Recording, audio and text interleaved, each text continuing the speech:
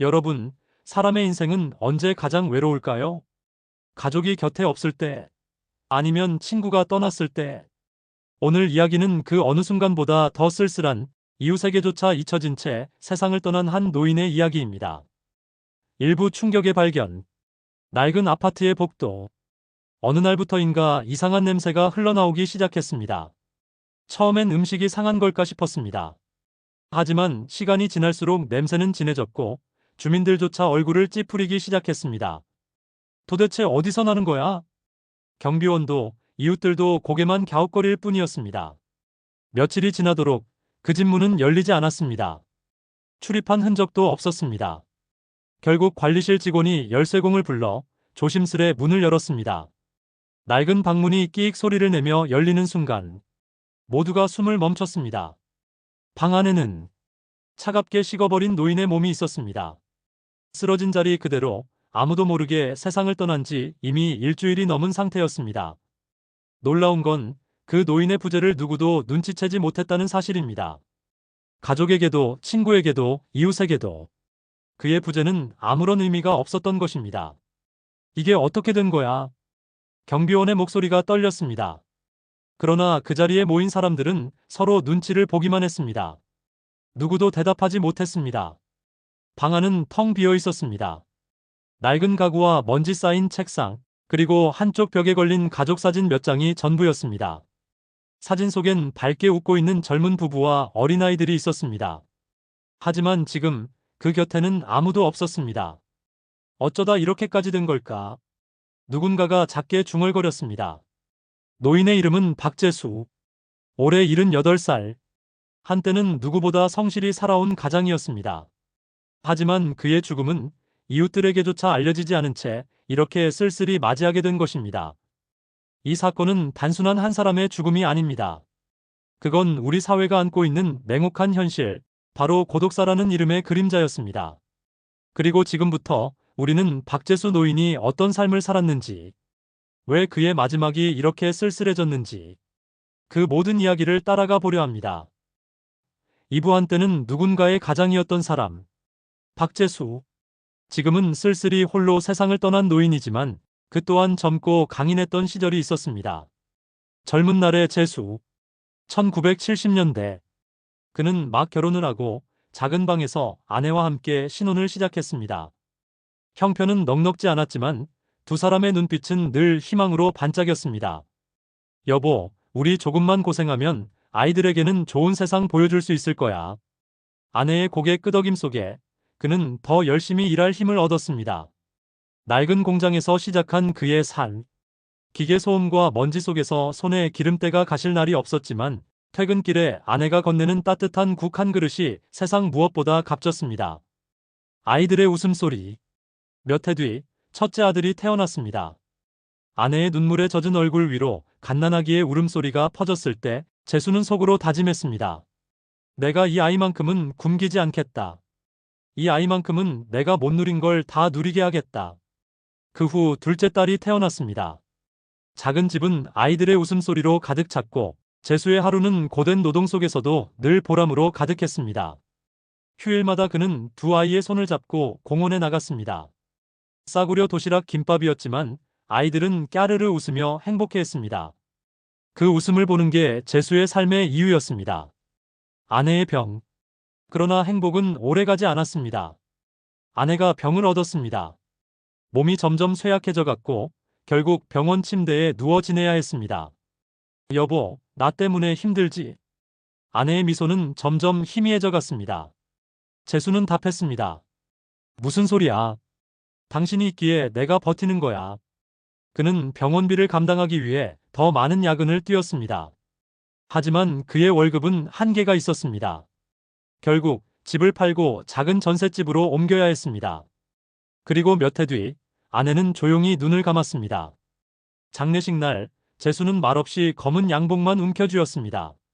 나 혼자라도 애들 키워내야지. 자식들의 성장과 거리감.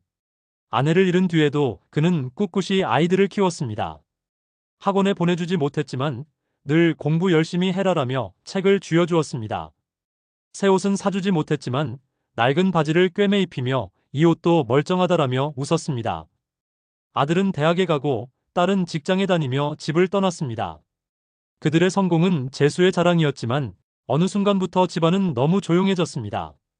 멀어지는 관계. 아버지, 저희도 이제 바빠서 자주 못 가요. 죄송해요. 주말에만 전화드릴게요. 처음엔 이해했습니다. 아이들도 자기 인생이 있으니. 하지만 주말 전화도 점점 줄어들었습니다. 생일날도 명절에도 아이들의 자리는 비어 있었습니다. 그는 빈 식탁 앞에서 혼잣말을 했습니다. 그래, 애들이 잘 살면 된 거지. 아버지는 괜찮아. 하지만 속은 괴로웠습니다. 그의 마음은 점점 무너지고 있었지만 그 사실을 누구에게도 털어놓지 못했습니다. 그렇게 박재수는 한때는 누군가의 남편이자 아버지였던 사람이 점점 홀로 남겨진 노인이 되어갔습니다. 3부 점점 고립되어 가는 삶. 고요한 아침. 아내를 떠나보내고 자식들마저 멀어진 후의 집은 너무나 조용했습니다. 아침이면 알람 소리도 식탁 위 밥 냄새도 사라진 지 오래였습니다. 재수는 작은 주전자에 물을 올려 라면 한 봉지를 끓여 아침을 대신했습니다. 혼자 먹는 밥은 왜 이렇게 맛이 없을까? 그는 중얼거리며 젓가락질을 했습니다. 라면 국물을 반쯤 남기고 숟가락을 내려놓을 때 방 안은 다시 적막으로 가득 찼습니다. 이웃과의 단절. 엘리베이터에서 마주치는 사람들은 늘 바빴습니다. 그저 눈인사만 하고 지나갈 뿐 말을 건네는 이는 거의 없었습니다. 날도 추운데 건강하시죠? 이런 따뜻한 한마디조차 들을 수 없었습니다.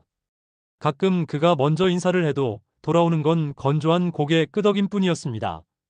그 순간마다 마음은 서서히 닫혀갔습니다. 병의 그림자. 나이가 들수록 몸은 재빨리 반응했습니다. 무릎이 시큰거리고 허리가 아팠습니다. 밤마다 기침이 길게 이어졌습니다. 그는 약국에서 감기약 한 통을 사들고 돌아왔습니다. 의사에게 가야 한다는 걸 알았지만 혼자 병원에 가는 게 두려웠습니다. 괜히 애들 불러서 걱정만 끼칠 필요는 없지. 그는 그렇게 스스로를 위로했습니다. 그러나 증상은 점점 심해졌습니다. 숨이 차올라 계단을 오르내리기도 힘들었습니다. 텅 빈 저녁. 해가 지면 집안은 더 쓸쓸해졌습니다. 창밖에선 아이들이 웃으며 놀고 가족들이 함께 밥을 먹는 소리가 들렸습니다. 그 소리를 들을 때마다 재수의 눈가가 젖었습니다. 그는 오래된 액자 속 가족 사진을 바라보았습니다. 아내와 아이들이 활짝 웃던 시절의 모습. 그땐 참 행복했지. 손끝으로 액자 유리를 문지르며 그는 다시 혼잣말을 했습니다. 점점 사라지는 존재. 며칠 동안 누구도 그의 안부를 묻지 않았습니다.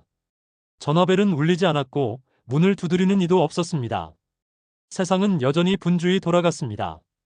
버스는 달리고 가게는 문을 열고 사람들은 웃고 떠들었습니다. 하지만 그 속에 박재수라는 이름은 존재하지 않았습니다. 그는 점점 세상에서 잊힌 사람이 되어가고 있었습니다. 고독의 깊이. 밤이 깊어가면 방 안의 적막은 더욱 무겁게 내려앉았습니다. TV를 켜도 화면 속 웃음소리는 허공을 메우지 못했습니다. 결국 그는 TV를 꺼버리고 불을 끄고 누워버렸습니다. 천장을 바라보다가 또다시 중얼거렸습니다. 나라는 사람 세상에 필요하기는 한 걸까? 그 물음은 대답 없는 어둠 속으로 사라졌습니다.